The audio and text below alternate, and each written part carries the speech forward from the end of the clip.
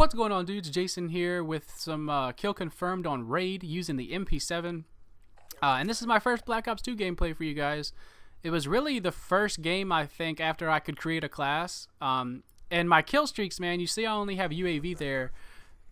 Man, when you pick your, in every other Call of Duty, you put like a check mark or an X, or like you check off which kill streaks you want.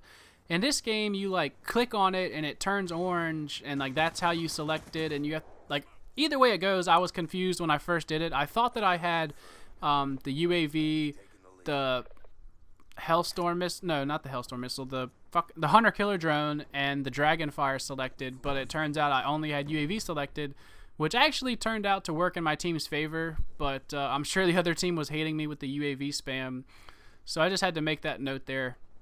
And I'm using the MP7. I figured I'd slowly transition into Black Ops 2. I'll use a Modern Warfare 3 gun here to start off. But no, really, I have to make this comment as well. Leading up to this game's release, I saw several commentators bringing up on their Twitter pages that the submachine guns were reigning supreme in this game and that they were overpowered. And I have to say that I agree somewhat. I agree that they reign supreme and that they're definitely your best option in this game.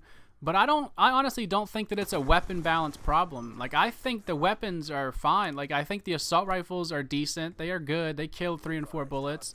The snipers are pretty decent. They kill mainly like one-shot kills from the chest up. Some of them even seem like from the abdomen up, one-shot kills.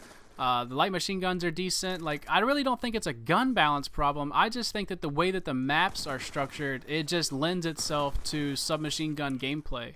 Like, you see in this gameplay, all these buildings and all of these pathways are just very narrow. It feels like Modern Warfare 3 in that way. I don't think that the maps are laid out in the same way. Like, the flow of them is different. It doesn't feel as crazy and hectic. Although it is, it is crazy and hectic, but it's not the same kind of crazy and hectic from Modern Warfare 3. It's so hard to explain without you actually playing the game.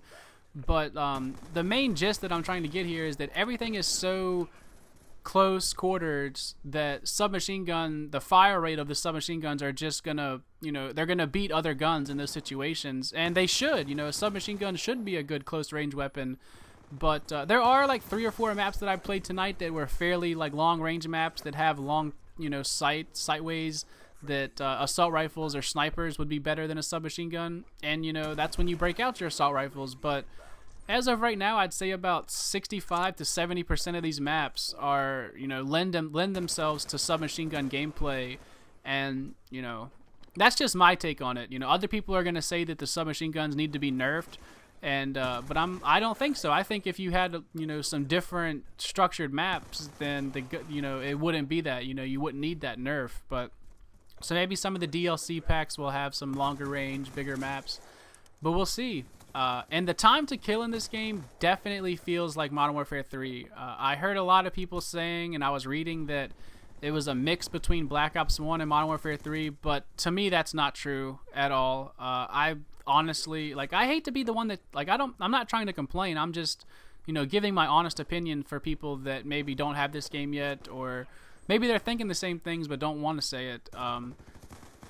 To me, it just feels like the enemies are dying really fast, and it feels like I die really fast. So that's just my take on it. The Guardian kill streak is a monster, man. You need to set up a class with EMP grenade whenever you unlock an EMP grenade, because you can't knife sentry guns anymore. So, and the Guardian and the sentry gun are very easily taken out with a EMP grenade. So definitely break out a class with an EMP grenade when you see some of those things come up, because that Guardian will just fry you and your team up, man. And if you actually get a Guardian, which is that, like, it's kind of like that radiation thing that you just set down on the ground, and it like really fucks up the enemy team and they die from it. And even if it's out there and your teammates get kills while it's out there, you just rack up the assists, man. You just get so many points from using that thing. But yeah, another thing I wanted to talk about is that the UAV is just, it seems overpowered to me. Like, there's one default class that has Ghost on it. But other than that, once you can create a class, you can't use Ghost until level 55. That's when you unlock it. So unless you're on the random chance that you're playing against some YouTuber or pro player that got this game early and is actually level 55, you don't have to worry about anybody being level 55 and having Ghost on.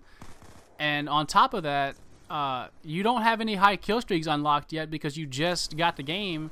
So UAV is one of your only kill streak options. So pretty much everybody on every team is running UAV, and nobody can counter it. You can't even unlock counter UAV until I don't think I've unlocked it yet, and I'm level 23 or something.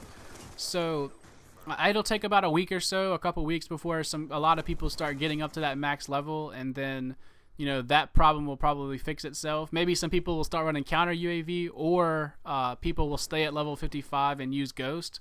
So maybe Ghost will be a good thing in this game, because as it is right now, as you can probably see in this gameplay, UAV is virtually a Blackbird in this game, like right now, until people start getting Ghost.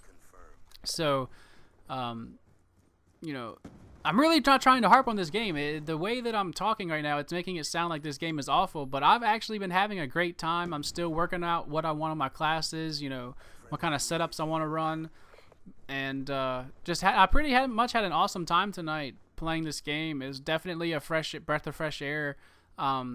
I think a lot of people criticized Modern Warfare 3 because, people like to say that it was Modern Warfare 2.5. The game just ran and felt the same exact as Modern Warfare 2, and a lot of the guns were the same.